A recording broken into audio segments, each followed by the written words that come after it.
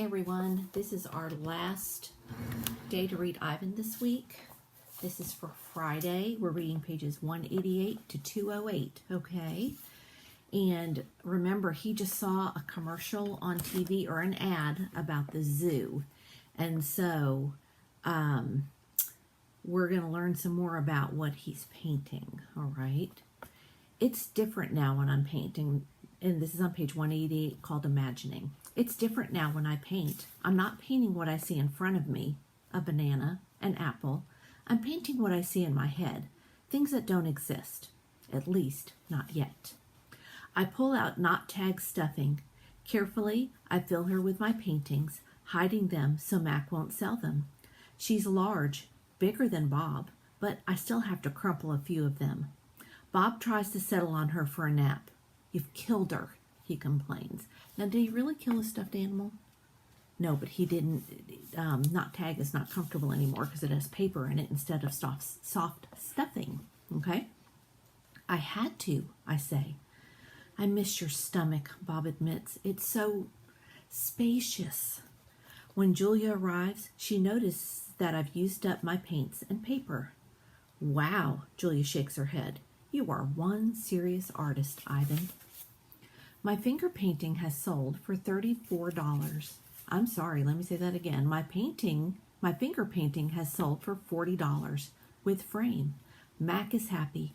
He brings me a huge pile of paper and big buckets of paint. Get to work, he says. I paint for Mac during the day and for Ruby at night. I nap when I can. But my nighttime picture isn't quite right. It's big, that's for sure. When I place all the pieces on the floor of my cage side by side, the cement is almost completely covered. But something is still missing. Bob says I'm crazy. There's Ruby, he says, pointing with his nose. There's the zoo. There are other elephants. What's wrong with it? It needs one more thing, I say. Bob groans. You're being a temperamental artist. What could be missing? I stare at the huge expanse of colors and shapes. I don't know how to explain to Bob that it isn't done yet. I'll just have to wait. I'll have to wait, I say at last. Something will come to me, and then I'll know my painting is finally ready. The 7 o'clock show. During the last show of the day, Ruby seems tired. When she stumbles, Mac reaches for the claw stick. I tense, waiting for her to strike back. Ruby doesn't even flinch. She just keeps plodding along, and after a while, Snickers jumps onto her back. 12. I lie in my cage with Bob on my stomach. We are watching Julia do her homework. She doesn't seem to be enjoying it. I can tell because she is sighing more than usual. Again, for the 100th time, or maybe the 1000th, I wonder what is missing from my painting. And for the 100th time, or maybe the 1000th, I don't have any answer. Dad, Julia says, as George passes by with a mop, can I ask you a question? May I, George corrects. Ask away. Julia glances down at a piece of paper. What's the difference between the word spelled Principal and the one spelled Principle? The first one is the head of a school, like Miss Garcia, okay, or like Mrs. Shami. The second one is a belief that helps you know what's right or wrong. He smiles. For example, it's against my principles to do my daughter's homework for her. So it's against his beliefs as a dad to do his daughter's homework. Julia groans. If I'm going to be an artist when I grow up, why do I need to know how to spell? With a laugh, George heads off. Poor Julia, I think. Gorillas get by just fine without learning how to spell. All those endless letters, those sticks and circles and zigzags, filling up books and magazines, billboards and candy wrappers. Words. Humans love their words. I leap up. Bob goes flying straight into my pool. Okay, guys, can you see that? Bob is laying on Ivan's stomach, and when Ivan sits up, Bob goes flying straight into the pool. A word. You know how I feel about wet feet, Bob yells. He scrambles out of the water, shaking each foot in dismay. I look out my window at the billboard. I can still hear Mac's voice in my head. Come to the Exit 8 Big Top Mall and Video Arcade, home of the one and only Ivan Mighty Silverback. I count to 12, and then I count again, just to be sure. H. I lay out 16 pieces of poster board, 4 down, 4 across. Okay, now think about multiplication. 4 times 4, that equals 16, okay? A perfect square. What are you up to? Bob demands. I'm guessing it doesn't involve sleep. It has to do with the billboard. That sign's a monstrosity, particularly since I'm not featured. I grab my bucket of red paint. You're not on the billboard because you're not in the show, I point out. Technically, I don't even live here, Bob says with a sniff. I am homeless by choice. I know, I'm just saying. I study the billboard. Then I make 2 fat lines like broom handles. Another fat line connects them. I stand back. What do you think? Okay, and here's a picture of, oops, there we go. So he makes an H.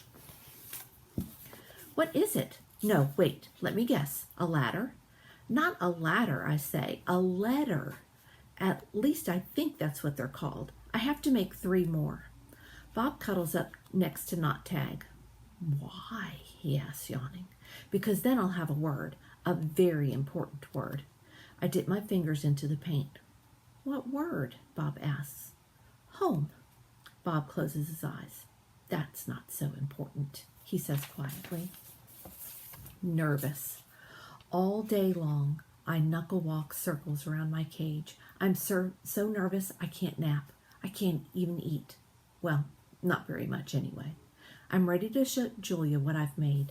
It has to be Julia. She's an artist. Surely she'll truly look at my painting. She won't notice the smudges and tears.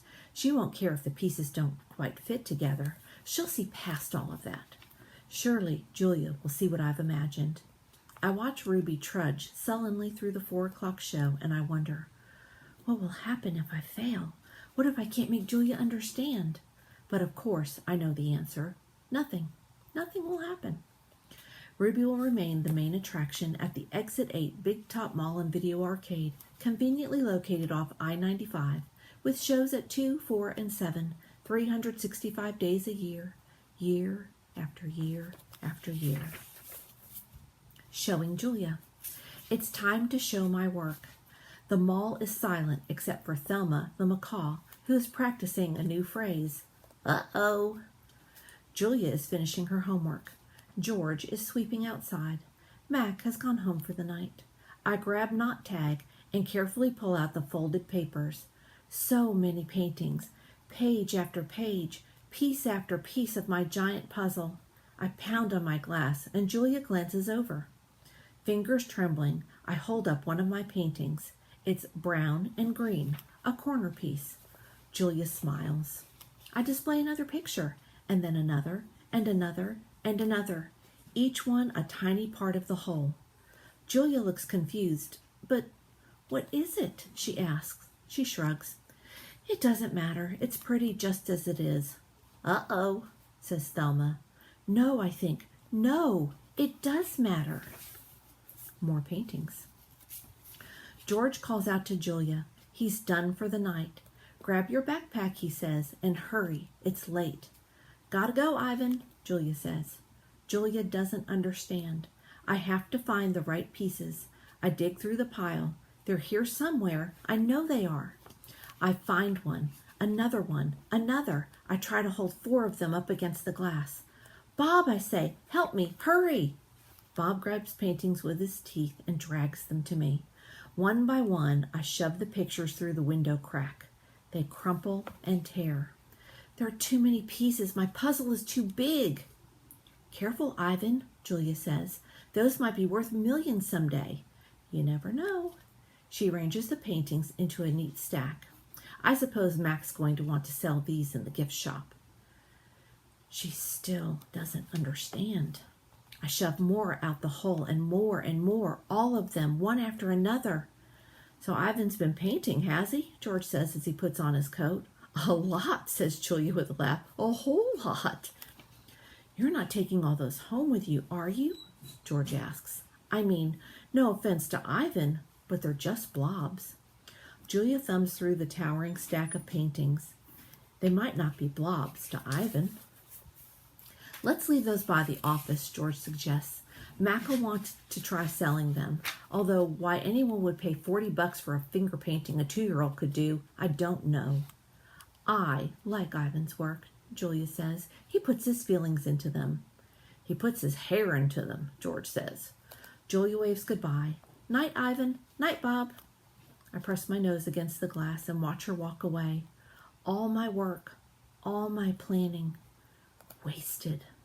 I look at Ruby sleeping soundly, and suddenly I know she'll never leave the Big Top Mall. She'll be here forever, just like Stella. I can't let Ruby be another one and only. Chest beating. Often when visitors come to see me, they beat their hands against their puny chests, pretending to be me. They pound away, soundless as the wet wings of a new butterfly. The chest beating of a mad gorilla is not something you ever want to hear, not even if you're wearing earplugs, not even if you're 3 miles away wearing earplugs. A real chest beating sends the whole jungle running, as if the sky has broken open, as if men with guns are near. Angry. Thump. The sound, my sound, echoes through the mall. George and Julia spin around. Julia drops her backpack. George drops his keys. The pile of pictures goes flying. Thump, thump, thump. I bounce off the walls. I screech and bellow. I beat and beat and beat my chest. Bob hides under not tag, his paws over his ears. I'm angry at last. I have someone to protect. Okay, we are going to stop there. And we are going to find out just what is making Ivan so angry and what's going to happen after they find out what he's angry about, okay? You are going to do an assignment today where you're using some of the pages from Ivan to fill in a summary. You have to tell the difference between a summary and what a summary isn't, and then you're going to summarize some of these pages, okay? So we will talk in just a little bit about those. I will see you in a little bit. Bye.